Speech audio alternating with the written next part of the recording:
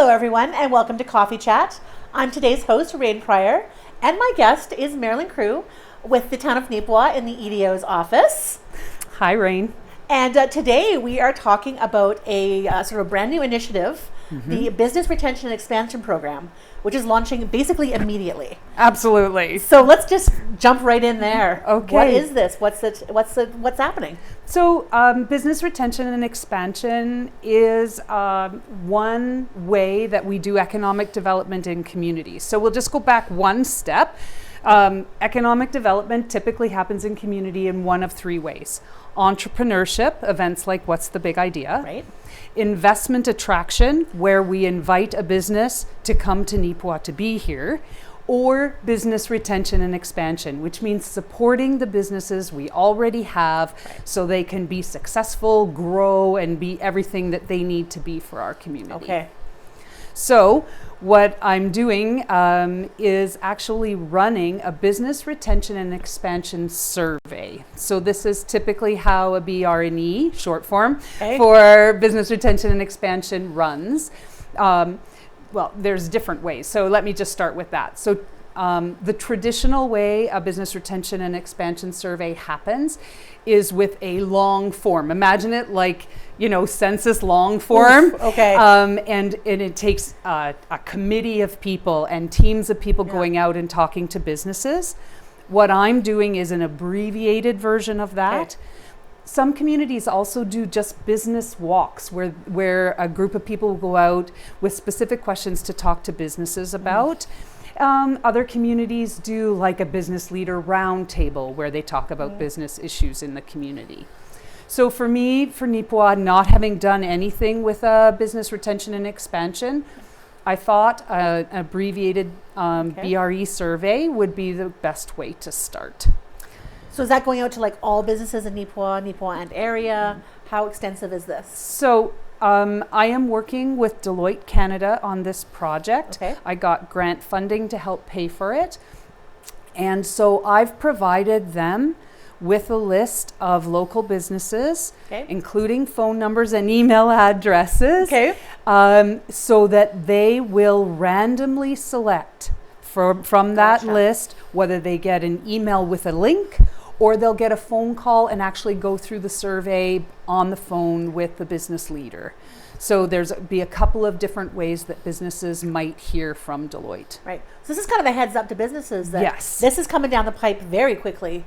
Yes. And I think it's very important to the community that they kind of, as they are able, participate in this. Right. So in order for a successful BRE really supports the business community. So we hear from businesses in the moment, what are those things that you're working towards? What are those positive things? Are you ready for a growth phase? Can you do that where you are? Maybe you need to find other land. Are you having struggles and difficulty finding employees, or you're looking at a succession plan? We're going to get a snapshot of all of that in the next 3 weeks. So Deloitte will start calling next Tuesday, May 20th, for the 3 weeks. So it'll run between May 20th and June 6th. Okay. So if you get a call from Deloitte during that time, know that it's legit, and the answers that you give will support my work in economic development going forward. Right. And so they wouldn't necessarily be looking at what an individual business is looking for, but for like aggregate information for the community. Yes, absolutely. So specific, if there are, so one of the aspects of a BRE is as they're doing the survey, there are things that we call red flags and green flags. So if there is a comment made by a business owner that, I can't do this, I'm shutting down, red flag. And so the economic development officer will get that specific business information so that I can go and talk to them and see if there's some way that I can support them. Maybe they need whatever they need, then I can talk to them. And so those types of information will come back to me. And green flags too. Well, we're looking to expand, or we need more staff, those kinds of things. So then I can reach out to those businesses and support them.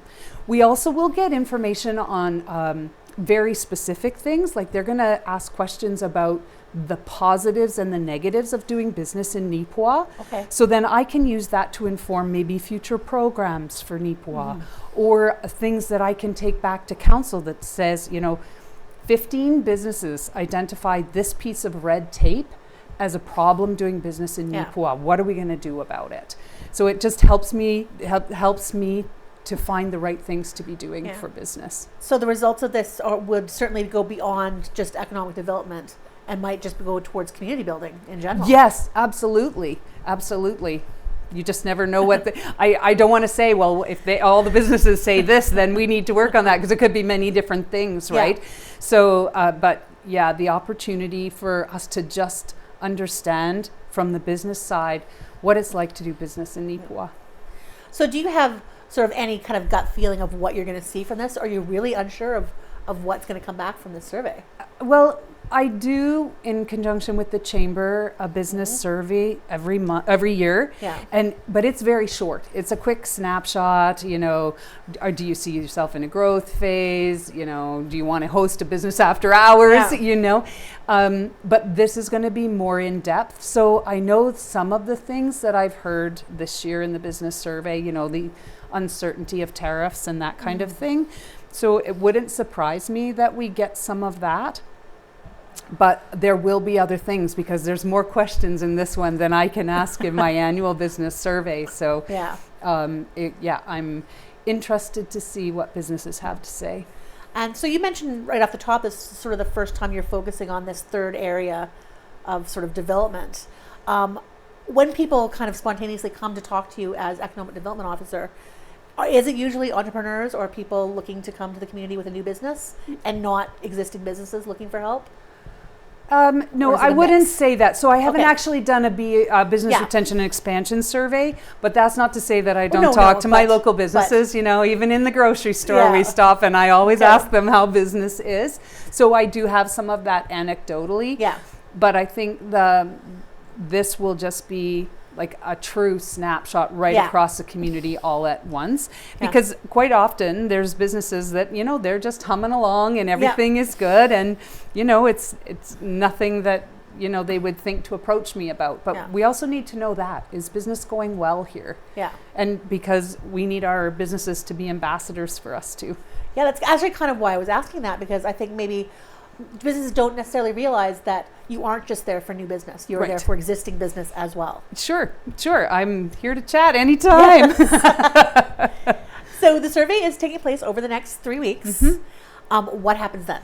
What's the next step? Okay, so then, so they'll be making those random calls and emails throughout the next 3 weeks. Then that data, they will actually compile that into a draft report that I see. Okay. And then I send it back to them, say, this makes sense to me, you missed something, whatever it is. And then there will be a final report by the end of June. So it's really... That's a very short timeline. It's only 6-week process, really, 7 weeks if you count the kickoff call we had last week.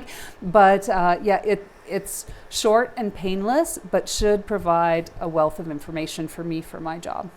And then, so with that final report, is that a public report? Is that just for your office? What happens with that final report? I would like to see it public. But I mean, at the end of the day, we don't know yet. Then we don't know. Okay. I don't see any reason why it wouldn't be public.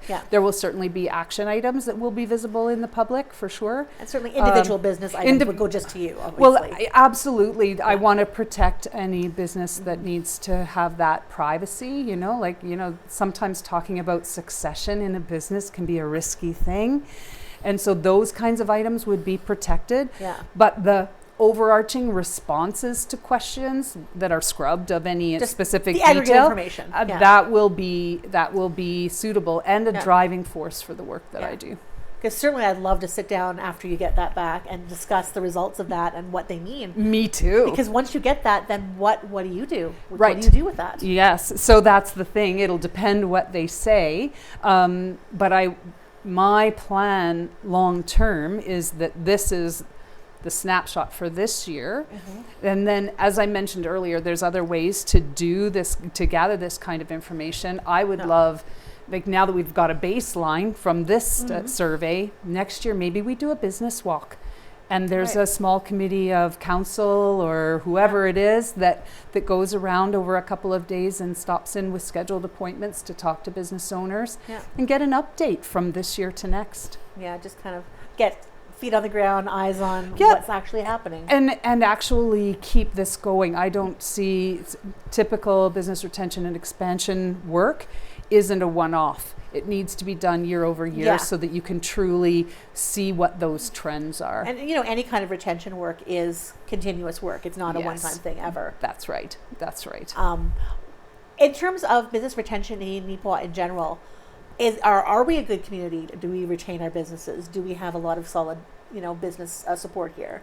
I would say yes. I want to say yes. I mean, you would probably be the one who would know more than anyone. Well, but when you look up and down our streets and look at the businesses that are here, many typical new business startup, 2 years is a success, right? Yeah. It's tough the first couple of years. So if you look around Neepawa and see how many of our businesses have been in business longer than 2 years, then we're winning. But we've got businesses that have been here 50 years. So there's a lot of support for local business locally, which is always a good thing. And I feel like, Neepawa has been a pretty supportive environment for the businesses we have. But we do a business retention and expansion. In case there's always areas for improvement as well. And that's what we want to hear. Yeah, and just as we are growing at the rate we are, I think it'll be very difficult to touch base with all the businesses without a kind of survey like this. Yes, I think a more formal process for Neepawa economic development is the right move at this point, because we don't just have 25 or 50 businesses that we have in town, right? We're it's not just 250 or whatever, including home-based businesses. There's a lot for and growing. And we want more. So let's start a good process for keeping track of them and helping them to be successful. And as the town grows, as we were saying, how does that affect your office and the work that you do? Oh, the piles of paper just get deeper, Rrain. You know how that works. I do. Yeah, there's a lot of projects, and time management and economic development is a very important skill. Yeah, I can well imagine. So what are some of the potential outcomes from this? What are some of the things we might see come from this? Well, I'm hoping that businesses identify issues that Economic Development Office can help with. So maybe it's going to be a new program. Maybe some additional training is identified by the business owners that they want some time management training or, growth leadership or something like that. There may be opportunity for me to see that the younger businesses need additional support. I mean, I do the what's the big idea, and I work with those businesses there. But maybe there's something in that growth phase, that 2 to 5 to 10 years, whatever that is, that there's additional support that can be made available. Other things like my industrial park. Do I need to be working on another one? Is it going to be filling up? People are looking for additional space, more commercial space. Do I need to be figuring that out to know that, businesses are looking for, 5-acre parcels of land instead of 2-acre parcels of land, that there's opportunity for me to just have those in-depth discussions with business that indicate growth. Yeah. And sometimes growth for a business does mean relocating. Yes. Yeah, if they can't go any further where they're at, then what does that look like? And do they have the staffing when they grow, right? What are the skills that they need if they're going to be, if they're going to even maintain or grow as a business? Exactly. It pulls from all these different areas of education and training and things like that. Absolutely. And as far as where we stand right now, I know that there is some places still available in the industrial park and some commercial spaces along the highway and things like that still.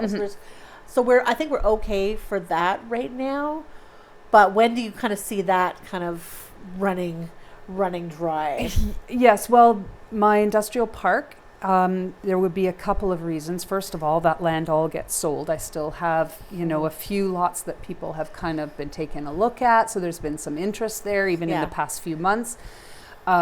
So that I'm okay, but even by next year, that might not be enough. And then I also need to find out is 2 acres the right size if I'm going to develop a new industrial park. What does that look? Are we looking for 5-acre parcels or 10-acre parcels for future use? And I mean, the same would be for commercial, right? Yeah. I mean, we only have so much commercial land downtown on the highway. And so what does that need to be for businesses to find it attractive? Exactly, because a grocery store is going to have a different footprint than an equipment dealership. Yes, so, for sure. So who is growing, who is needing this is certainly going to affect that. And with Project 320, right now the phase 1 is all residential. Right. But is that sort of the potential in the growth area there to have more of this sort of commercial industrial space in different areas? For sure. The most northerly part of the 320, like on the north side of our railroad tracks, if you can picture the map, the parcel that's within the town of Neepawa, council has already moved forward with rezoning that to industrial. Okay, so there's then that's the potential for me to find. A few years down the road, I realize, but not necessarily. I'm working on it already. You just never know. But that gives me a larger parcel for maybe a little bigger industry that's looking. Okay. And if that's not successful, maybe it gets divided up into smaller parcels, similar to what we did in the industrial park, but maybe they're 10-acre. Right? This is part of what we need to figure out. This is the information you're looking for. Well, in this. And maybe it'll come out this way, or maybe I'll do a different survey or maybe to someone see. will show up in your office and say, I'm looking for 60 acres of industrial land, and I got the spot for you. Yes. Wouldn't that be nice? Yes. Yeah, that would be a great day. Certainly be very happy about that. Yes. So you said they're starting this on the 20th? Yes, next Tuesday. Okay. And so, businesses, just be aware, if you get a call from Deloitte Canada on behalf of Neepawa Economic Development, it's legit. And so that will happen over the next 3 weeks then, all wrapped up by June the 6th. And then we'll have a report by the end of June. Excellent. Is there anything else that we should know about that or other goings on? Well, we don't have time for the other goings on. That's another chat. 2 months down the line and we chat again. Yes. No, thank you so much for having me on. I appreciate the opportunity to talk to businesses that this is coming up, because the more responses we get, the better that, like you say, that aggregate data is, the stronger it is. I'm hoping for 80 to 100 responses. Wonderful. From our businesses. So yes, I appreciate the support, and I understand the time that it takes for businesses to do this, but understand that the it's going to results could be huge. It's part of managing Neepawa's growth for sure. All right. Well, thank you so much for your time today. Thank you, Rrain. And thank you all for joining us. We will see you again soon.